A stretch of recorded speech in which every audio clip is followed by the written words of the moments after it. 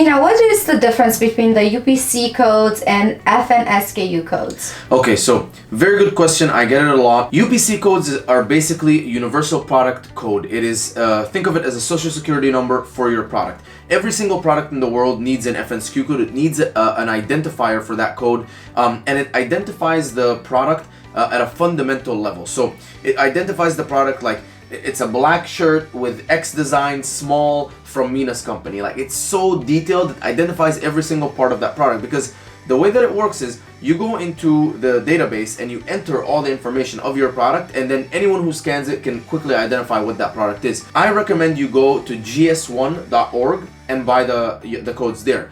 You can get them sometimes in cheaper places. I don't recommend you get them somewhere cheap because again, this is like the social security number for your product. If you get it from a place that, you know, is selling it for maybe $15 a piece or something, and then it turns out that it's someone else's UPC code, you can be in trouble.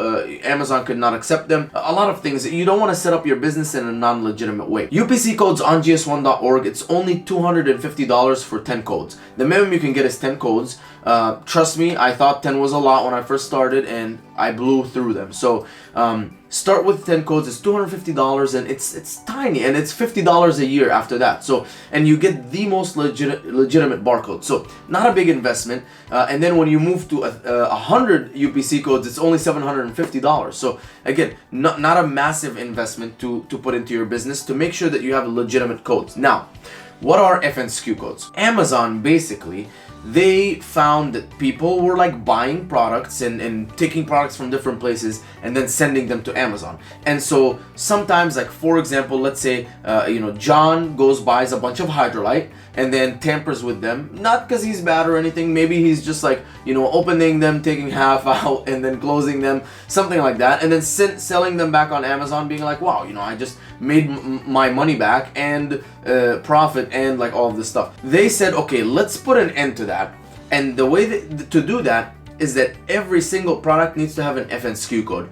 Think of an FNSKU code as a baby that came out with the UPC. A UPC code is the mom. The Amazon account, seller account, is the dad, and they made a baby, and that's the FNSKU code. And so basically, an FNSKU code identifies the UPC code of your product plus who the seller is.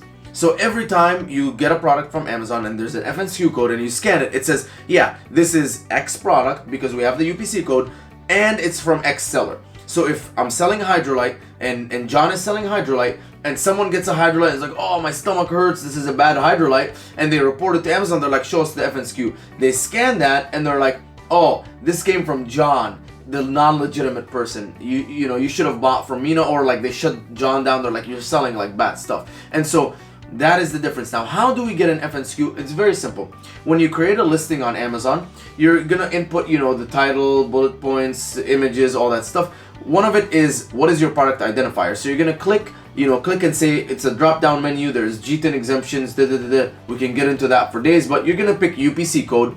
You're gonna put in your UPC code, and then once you create the listing, it automatically creates an FNSKU for that listing, as long as it's an FBA listing. If it's an FBM, you don't need to. FBA is fulfilled by Amazon. FBM is fulfilled by merchant. So if you're fulfilling it yourself, it doesn't matter, because they're gonna know who sent it, because obviously there's tracking, right? And if whatever the tracking is, they're gonna be like, this is the seller that sent it. But in FBA, they pool all the products together. Like there might be, for example, for Rogaine, there's 10 different sellers. So because of that pooling, they need an FNSKU. Once you create the listing, you just go into inventory, click on your product, go actions, print item labels, and then it'll open up a page that will have the barcode of what your FNSKU is, and then you can take that FNSKU and put it on the packaging of your product. There's two ways. You can either just print stickers and stick them on your product. I prefer the more sophisticated way, which is to have them right on the product packaging, so it doesn't look like you have a sticker on your product. And instead, like if you look at most products, they have a UPC code,